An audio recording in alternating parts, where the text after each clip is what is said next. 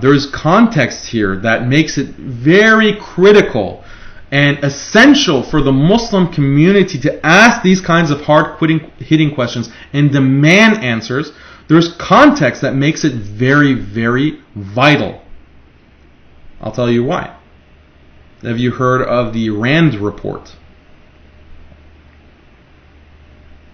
The Rand Report. If you haven't heard of the Rand Report, if you haven't heard of Rand, it's a think tank.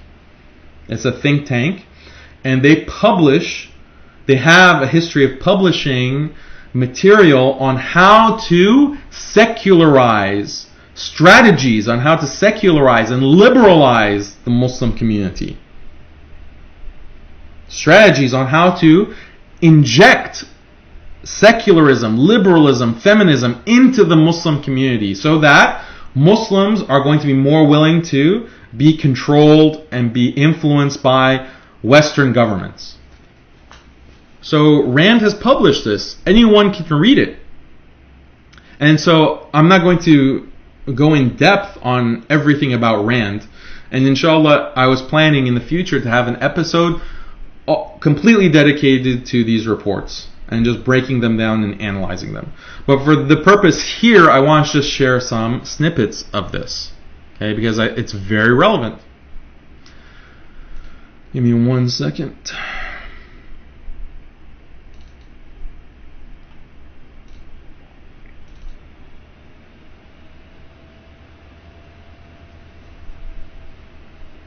Alright, so I'm just going to go through some of these points.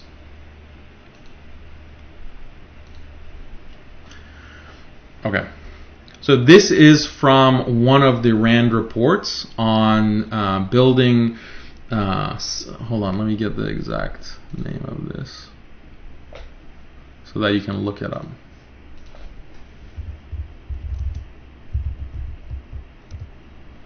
Okay, the name of this report from Rand, R-A-N-D, Rand, Civil Democratic Islam.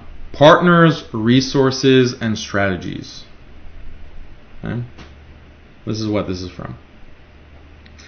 So, the author says, this approach seeks to strengthen and foster the development of civil democratic Islam and of modernization and development. It provides the necessary flexibility to deal with different settings appropriately, and it reduces the danger of unintended negative effects. The following outline describes what such a strategy might look like. So number 1, support the modernists first, enhancing their vision of Islam over that of the traditionalists by providing them with a broad platform to articulate and disseminate their views. They, not the traditionalists, should be cultivated and publicly presented as the face of contemporary Islam. Okay, so it's talking about platforms, conferences, media access, so on and so forth. Support the secularists on a case-by-case basis. That's interesting, and the rest of the report explains that the outright secularists are not going to be accepted by the Muslim community. The ones who are calling for, the acceptance of LGBT, for female imams, for open collaboration with Zionism, those Muslims are not going to be accepted by the majority of the community. So, what the author is saying here, okay, case-by-case basis. No, we have to support the modernists. We have to support the modernists because they have more acceptability, and so therefore we can influence the Muslim community through them better than through the outright secularists, the ones who are clearly, openly secular. Okay. Point number 3, encourage secular civic and cultural institutions and programs. This is very interesting. Encourage secular civic and cultural institutions and programs. What is the social justice movement all about? What is the democratic platform for social justice all about? It's about secular civic rights. Right? That's all it's about. So you encourage that, and then that will have an effect, because then the religious elements of, for example, da'wah, calling to Islam as the exclusive truth, that's on the side. And ideally, that's completely ignored. What's important? No, we foreground social justice, a secular understanding of social justice. Yeah, sure, you can pepper some ahadith, you can pepper some ayat in there, but the overall thrust is it's a secular, civic, civil rights movement, an issue. Okay? And that's what the Muslim caucus is. They have no religious programming, no connection to religion. The only connection was to bring an imam to give the keynote. And what did the imam say? Just supporting these kinds of projects, supporting this kind of civic, civil movement. So that is very telling. Next slide. Some additional, more direct activities will be necessary to support this overall approach, such as the following. So this is, again, the RAND report. More ideas for supporting this strategy. Help break the fundamentalist and traditionalist monopoly on defining, explaining, and interpreting Islam. Break the monopoly. So one good way to break the monopoly is to have a conference and include all of these reformists, include all of these liberals, include all of these female imams. Okay? Because you're breaking the monopoly. Now they have a seat at the table. Now they get to have a conversation about Islam and how the Muslim community should progress. Include the Qadianis. Include all of these, people soft on Zionism. That way you break the monopoly. And then you legitimize it when you have a religious figure there, an imam there. Number 2, identify appropriate modernist scholars to manage a website that answers questions related to daily conduct and offers modernist Islamic legal opinions. A modernist website. I don't need to, be too explicit about that. Number 3, encourage modernist scholars to write textbooks and develop curricula. Okay? So again, these are modernist scholars, so they're not outright secularists. They're not outright secular. These are people who have all of the external appearance of being a traditional scholar or imam, but all they promote is modernism. All they promote is feminism. All they promote is social justice. All they promote is civic engagement. Okay? That's an important part of the strategy that RAND is setting out. Okay, and then number 4, publish introductory books at subsidized rates to make them as available as the tractates of fundamentalist authors. So basically, again, mass media distribution. And then the 5th point, use popular regional media such as radio to introduce the thoughts and practices of modernist Muslims to broaden the international view of what Islam means and can mean. So this is very dangerous for American Muslims, because when we do something and we promote something as a community here, it gets outsourced, or it gets broadcast through the entire Muslim world. So Muslims in Syria and Palestine, in India and Pakistan, in Morocco, everywhere, are looking at America and saying, oh, the Muslims are doing this there, so maybe we should try it. Maybe it's accessible. Maybe that's why they're so successful living in America, because they accommodate and they compromise and they do this and that. So this is very, very telling, and this is why this context is so important for holding scholars accountable. Because how do we know that they don't fall into this? Okay? This is not a matter of husn al-dhan, by the way. And husn al-dhan, having a goodly suspicion, is completely misinterpreted within the Muslim community.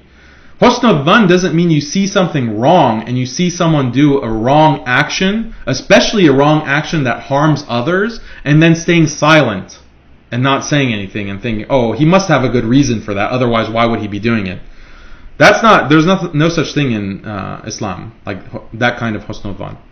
Husn al-dhan means that, okay, you see someone doing that, you ask them, why are you doing it? Explain yourself. Tell me what is going on here. Husn al-dhan means, okay, I don't assume that that person is evil or has a black heart, and I don't tell him, oh, I think you have a black heart, right? That is not acceptable in Islam. No, you just judge by the apparent. Maybe the person is genuinely ignorant. Maybe the person is not ignorant. Maybe the person is malicious. You can't tell, but you can judge the action. You can judge the behavior. You can ask questions. You can hold the person accountable. You can say, if you continue doing this, we are not going to support you. If you continue doing this, we are not going to invite you. We are not going to fund you. We are not going to give you this position. That's necessary in Islam. That's what Amr bil Ma'ruf wa Nahi anil Munkar means. Enjoining good and forbidding evil. That's what it means. If this conception of husn al-dhan that some people have completely obliterates enjoining good and forbidding evil. Okay, next slide from Rand, and it gets even more telling. So, more points of strategy. Build up a modernist leadership. Create role models and leaders. Modernists who risk persecution should be built up as courageous civil rights leaders. There are precedents showing that this strategy can work. Okay, and then there are some examples. So interesting. Build up courageous civil rights leaders. This is a big part of the strategy. Point number 2. Include modern mainstream Muslims in political outreach events to reflect demographic reality. Okay? Avoid artificially over-Islamicizing the Muslims. Instead, accustom them to the idea that Islam can be just one part of their identity. This is exactly what this Muslim Caucus event was about. This is exactly word for word. And this report was published over 10 years ago. Almost 15 years ago this was published. And it's describing exactly what Muslim Caucus is about. It's about civil rights leadership. It's about political outreach. It's about, we're Muslim, but that's one part of our identity. The bigger part of our identity is fighting for justice and standing with our neighbors to march in the Women's March, to go to these rallies, to support the democratic politicians, and so on and so forth. This is the bigger picture. It's describing it as if it's shocking when you read it. The third point, support civil society in the Islamic world. This is particularly important in situations of crisis, refugee situations, and post-conflict situations in which a democratic leadership can emerge and gain practical experience through local NGOs and other civic associations on the rural and neighborhood levels, as well as civic associations, are an infrastructure that can lead to political education and a moderate modernist leadership. So try to understand what this is saying. It's saying that it's important when there's a crisis, when there is a political situation of chaos, right? And there's confusion anywhere in the world, then this is the opportune time to have these leaders stand up, because then they can portray themselves as civil rights leaders. Civil rights leaders. And so I would argue that for Muslims in America, the election of Trump and the hysteria that was artificially created within the community was this situation. Was exactly this situation. A crisis was artificially created. Oh no, we're going to be thrown into concentration camps. Oh no, Donald Trump is going to kill us all. Right? And then you have certain figures who present themselves as fighting for civil rights, as fighting for social justice and so forth. And it's very identitarian, a Muslim cultural identity that de-emphasizes things that are important in Islam, such as opposition to same-sex fahisha, opposition to the kind of feminist project, opposition to the disillusion of gender, opposition to perennialism, opposition to being co-opted by religious groups and taking other religious groups like Christians and Jews as awliya. All of these things are de-emphasized, explicitly so, And what is emphasized is social justice, fighting for civil liberties. We're all about fighting Islamophobia, fighting back against Trump. That is what is the only priority, and that justifies holding hands with all of these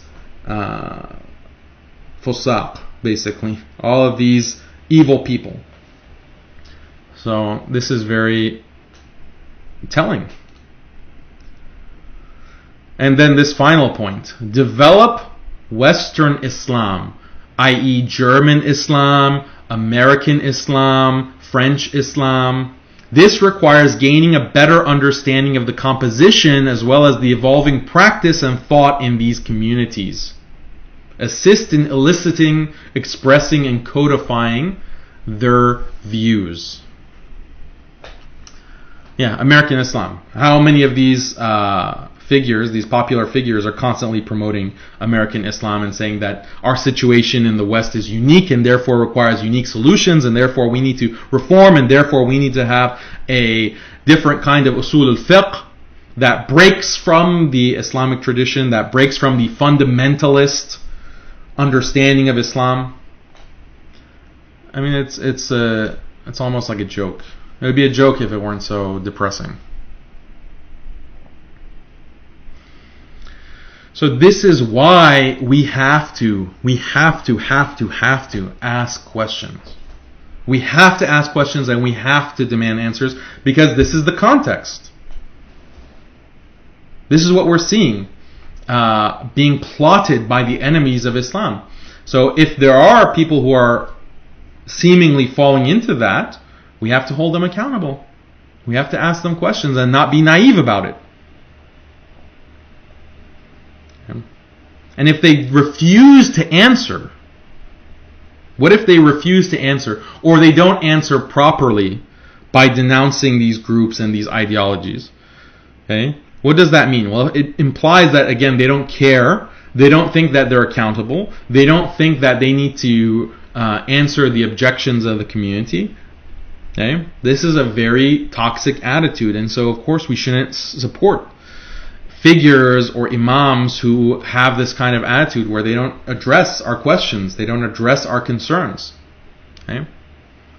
And so this is taking advantage of the community, as if they want to eat their cake and have it too. They want to play the role of the popular scholar, imam, religious figure, social justice imam, and they want to present themselves as religious and devout and committed to Islam. But on the side, they're associating with all of these problematic people, problematic institutions. Okay? You can't have it both ways. You can't pretend to be a orthodox authority on Islam, a religious authority, and then also be in these compromising affiliations. You can't eat your cake and have it too. This is a conflict. And so we can't allow them to take advantage of this. Okay? And the main way that I've been doing it is by shedding a light on it. Shedding a light that, okay, there's a contradiction here. There's a double standard here. This is not right. And so you can't play both sides. So I think that this is a model. And I hope that the Muslim community takes this as a model of asking questions, right? I think that if you read my articles, I've done multiple articles like this, multiple essays. I've talked about it on Muslim Skeptic Live, calling out Hamza Yusuf, Omar Suleiman, Sohaib Webb, Linda Sarsour, Dalia Mugahed, and others. Okay, and a few things. Okay, if you want to do this right, I'm encouraging everyone in the community to do this, but you have to do it right. Because if you don't do it right, then people can easily dismiss you. Okay? The first thing that you'll notice is that I don't pretend like I know people's intentions. Okay? I don't say something like, oh, Sheikh Fulan, that scum, that traitor dog, that this and that. Right? I don't do that. Because that's inappropriate to call names like that. And it also means that I know what isn't, or I think I know what's in the hearts of those people. That's not right. Okay, so I avoid that. What you need to do is ask questions based on publicly available information. That's another thing. I'm not spying on anyone. I'm not going and saying, oh, I had a conversation with a victim, and this victim is anonymous, but this victim says that Imam so-and-so is really, really bad, and he's actually an abusive predator, blah, blah, blah. That's a whole other conversation, and we'll have that conversation, inshallah. But that's not public information. That's just rumors. Okay, that's spreading rumors, and namima even can fall into ghaiba. That's not good. Just focus on public information. The thing about some of these imams and scholars, they're very open. Okay, either they're advertising their own associations on their social media, or the groups that they're involved with are advertising it. Okay, so with Imam Omar, he didn't actually advertise that he was part of this Muslim caucus and he was going to speak there. But other people at the Muslim caucus were advertising it. Other people were promoting, oh, Imam Omar is going to be there. So when I write articles like this, people will sometimes say, oh wow, Daniel, this is a lot of research. You've done a lot of legwork to put all this together. Yeah, it is a lot of work. It's time consuming, but it's not like some secret access that I have, or that I have like some back channels that I can use. No, this is just, all I have is a laptop and an internet connection.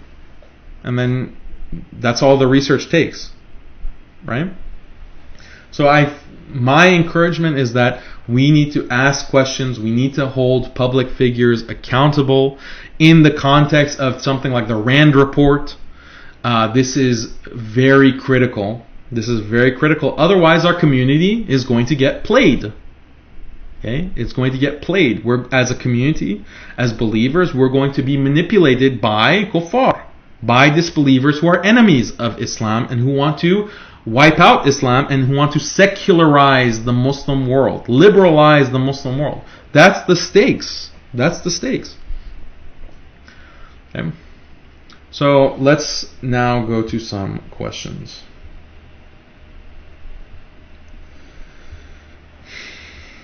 Abu Mujaddid says silence is consent. Isn't it? Yeah, exactly. So if we're asking these questions and then the figure or imam is silent, okay, then what can we conclude? That means that maybe you have no problem